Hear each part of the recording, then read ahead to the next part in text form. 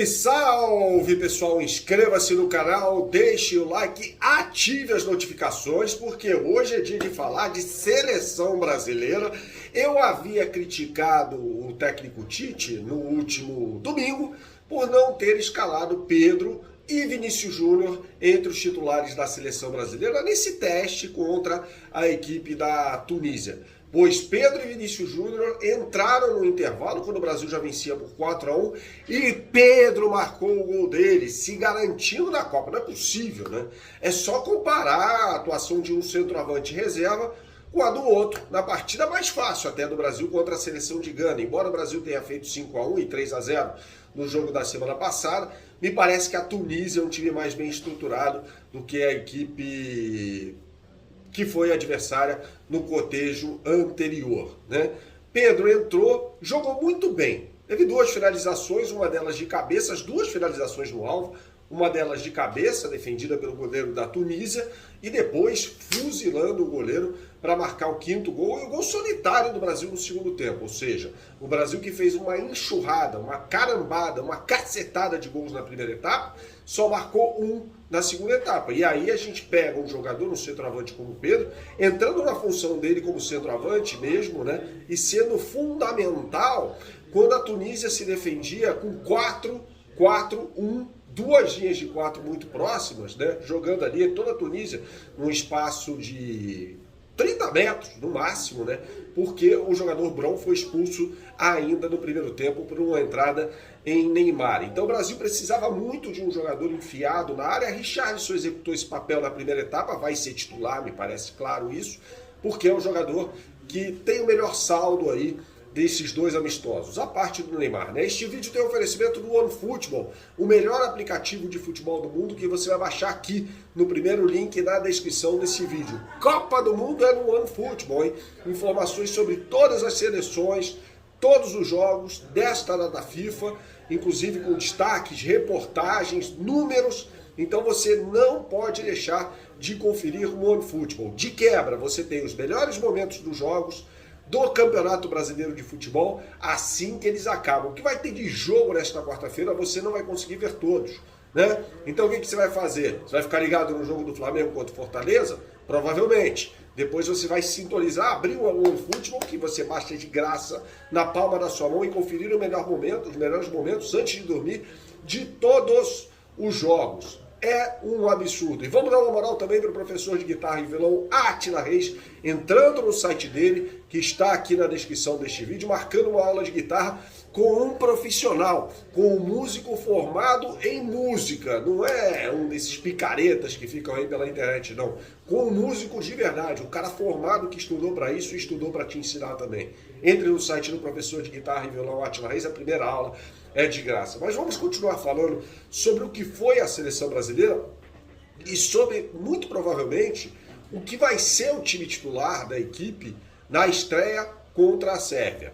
Alisson, Danilo, né, me parece claro que o Danilo, nesse esquema em que se propõe a atual Tite, vai ser o lateral, não muito um jogador de chegar à linha lateral e à linha de fundo, funcionando mais como um criador de jogadas, muitas vezes à frente dos zagueiros, muitas vezes compondo uma saída de 3 ou 4 jogadores, mas muito dificilmente um jogador que ataque a linha de fundo. O Tite já tinha falado sobre isso, sobre o papel desse tipo de lateral direito. Eu nunca achei que essa história de Rodinei na seleção era uma coisa séria, isso é uma piada. Mas faz todo sentido quando o Tite cita nominalmente o Rodinei e fala assim, não, é um jogador que ataca muito a linha de fundo. E no time do Tite precisa de um jogador para guardar mais posição. Militão fez isso contra a Gana e Danilo desempenhou esse papel contra a equipe da Tunísia.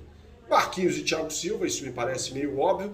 E aí eu acho que o Alex Telles foi muito bem nesses dois jogos, né? O Alexandre machucado, de repente o Alex Telles ganha a posição dele, mas me parece que o Tite vai levar os dois, né? Alexandre e Alex Telles, talvez com uma pequena vantagem para o jogador da Juventus, pode ser, mas desses dois amistosos eu acho que o Alex Telles foi muito bem, embora tenha falhado no gol da Tunísia. Ele pulou ali, o jogador da Tunísia chegou atrás dele para fazer o gol, enfim, mas teve atuações convincentes.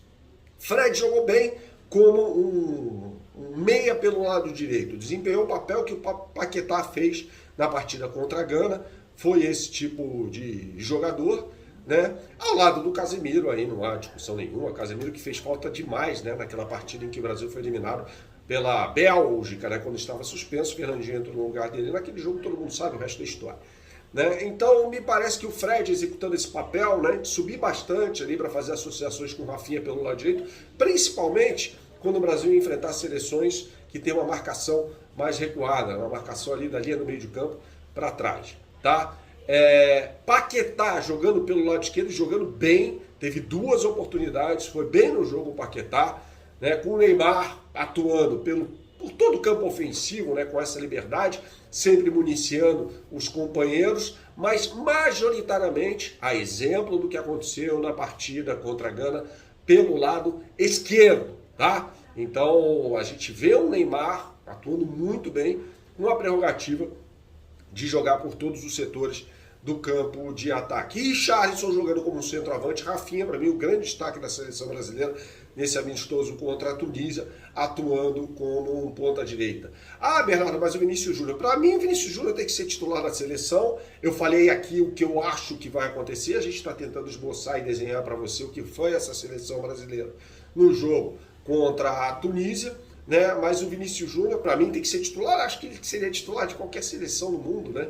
Talvez tirando a França, que não atua como um ponta esquerda, que tem um ala pelo lado esquerdo que vai muito à linha de fundo, que ataca bastante, que no caso é o Theo Hernandes, mas joga com Griezmann, Mbappé e Benzema, não tem muito esse perfil, mas nas outras seleções que jogam dessa forma, como a Alemanha, que atua no 4-2-3-1, e a Espanha, que joga no 4-3-3, claramente o Vinícius Júnior seria titular. Para mim é um jogador que faz gol em final de UEFA Champions League, mas no andamento da competição, ele pode perfeitamente ganhar a posição. Afinal de contas, nas 5 Copas em que o Brasil foi campeão do mundo, dificilmente o time titular que começou o Mundial foi até a final. Em 1958, por exemplo, Pelé e Garrincha estreiam só na partida contra a União Soviética, o último jogo da fase de grupos, em que o Brasil vence a partida. Ela vinha de uma vitória sobre a Áustria e um empate com a Inglaterra, no caso a equipe treinada pelo técnico Vicente Feola, mas faz essas alterações, que é o time que vai até a final. Na verdade não, porque Djalma Santos entra antes da final no lugar do De Sordi, que se machucou. Em 1962 tem a mudança importantíssima, que todo mundo conhece, a saída do Pelé machucado, se lesiona no terceiro jogo contra a Tchecoslováquia, para a entrada do Amarildo. E em 1970 é o time da estreia, é o time da final. Mas aí tem uma particularidade que o Gerson se machuca ao longo da competição, né? Perde, por exemplo, o jogo contra a Inglaterra, o Paulo César da Caju atua no lugar dele. Em 1994, Raí perdeu a posição para o Mazinho. E em 2002, Juninho Paulista perde a posição para o Cleberson. Então, normal, isso pode acontecer na Copa do Mundo. O fato é que o Vinícius Júnior, que para mim deveria ser titular, vai ter muitos minutos. Saudações, até a próxima. Tchau, tchau.